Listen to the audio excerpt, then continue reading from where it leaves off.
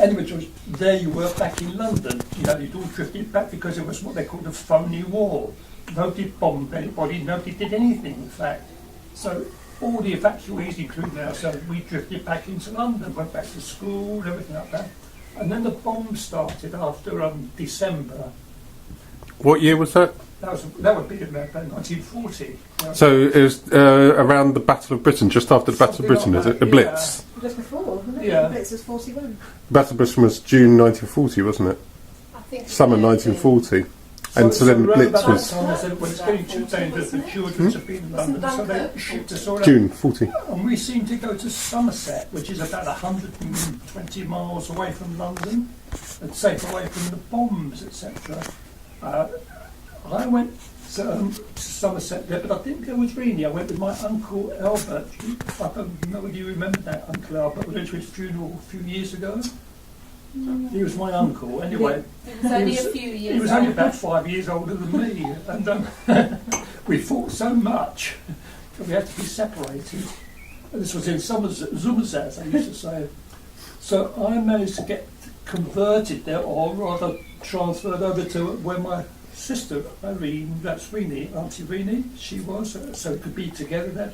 We weren't in the same place because they couldn't do, you know, a girl and a boy. But she was fortunate because she went to where they kept the hounds, because it was Somerset there, it was stag hunting country, and I went to somewhere else there. So there we were evacuees in the middle of nowhere. Now then, there were no phones, no nothing there. So what would happen is, of course, you didn't know what was happening anyway, because I'd never used a telephone until I was 16. There were no telephones there, nothing. And what used to happen was, as you were there in the country, all the people in the school there used to get letters from their parents, and sometimes they would say, "We've been bombed out." Which meant the house was destroyed. And they said, "Oh, but we're living here." So you got those letters, which were upsetting. But no, not that many of them, thank God. Anyway, we carried on. Where Rini was, she was very lucky, and this happened all the way through evacuation. Sometimes you were really lucky and you went to the Lord of the Manor, you had like the king or the queen, everything you wanted to eat, everything. Other places they were mean, like they were suspicious you couldn't eat too much, you could only have one slice of bread instead of two or something like that. And that was us where we were. But when we were reunited in this little village in Somerset, Rini was lucky because she went to the well-to-do. Master of the Hounds. It was a master of the hounds, because I used to do a lot of hunting there. And she had lots to eat. Where I was, I had very little. And I used to say to Rini, "Oh, can I have some of your food?" Sandwiches. She wouldn't, would she? Sandwiches. Yeah. No, she wouldn't give them to me. So it was really upsetting and starving. And that was it. Well, we thought it was. Anyway, there was another pause there when they didn't come over anymore during the day, the bombers. It was just during the night, so we went back to London again. And then we went to school as usual, and then I went to school and they said... When was it you came back to London then? What year? About 1940. His mum went down to get him because when she saw visit him, because you haven't said that your mum That's right, went yeah. to visit you, and she saw how thin you were, Yeah. and she dragged you back to London at That's that right, time. yeah, So that was the time that you were there, that you've just been talking It would have about. been around about You need 1940. to talk about the bit about your washing, where you had to pay out money for No, your washing no, done. that wasn't there. No, but I'm saying Later, yes, later, you yeah. need to talk about that. But surely your mum took you back then because you were so thin. When she came down to tell George about how your mum and dad only came down very infrequently because obviously fares are expensive down. And Well, it wasn't only that, it was difficult travelling because wherever you went, let's suppose you had a bus, you've been on buses, haven't you? You would go from wherever. What happened there was because they were afraid of glass, all the windows were covered with maize, and all you would get outside is that much. So you'd be able to look out there to see where you were going. Because what you're afraid of is if a bomb went quite close there, all the windows would shatter and you'd be cut to pieces by it. So it's all reinforced there. And that was the tape that on was. the windows, didn't they? Sorry. The tape on the windows. No, it was a kind of mesh. You know, it would prevent it all splintering. Everything's like that, even the train. So you never quite knew quite where you were. So we were in London at that time then. Anyway, that was about 1940. So around about 1941, 42, that's when I got my scholarship there, and I was going to be evacuated. Did I tell you I was evacuated with Albert, my uncle? Yes, I did that. Anyway, this was the second evacuation I had. It was a school. The school had moved from London to Minehead in Somerset. So off I went, and there I was, an 11-year-old, first time on my own.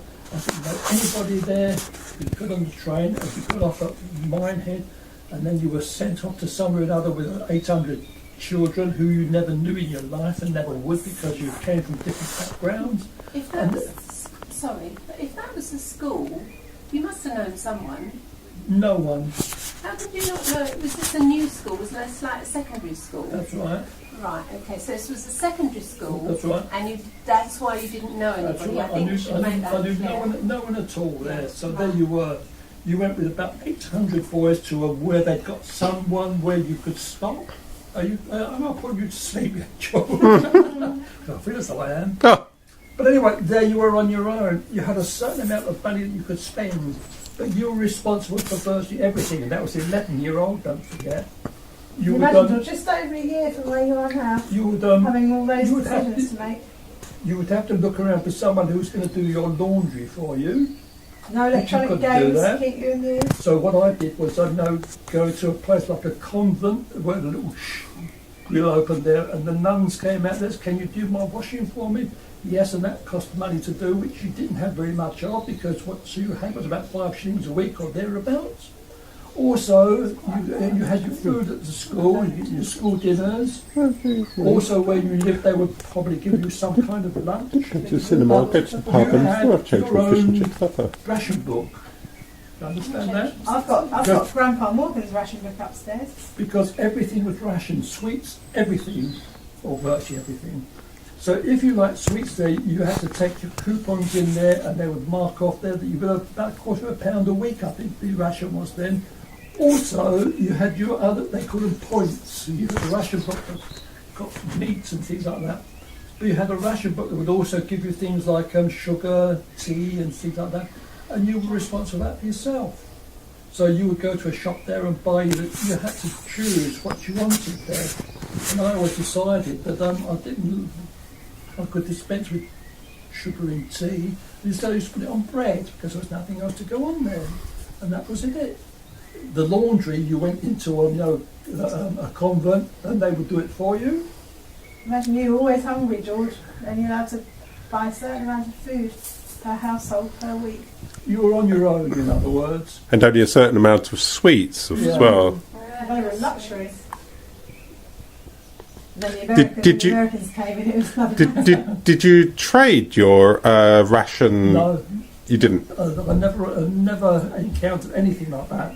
Okay, so you weren't able to say, look, I'll trade you my ration for tea, for instance, for... We didn't have enough intelligence for that. Okay. What about the pictures? Was that when you saw the pictures and saw Oh, the cat yeah. people? Yeah, Talk that's about the right. cat people. Of course, it was quite fun, living...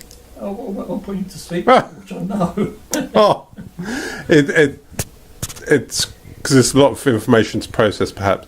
But you went to see the cat people. Well, yeah, so there I was, between about 11 and 12 or thereabouts, a bit older than you. And there was a cinema there, and of course, what you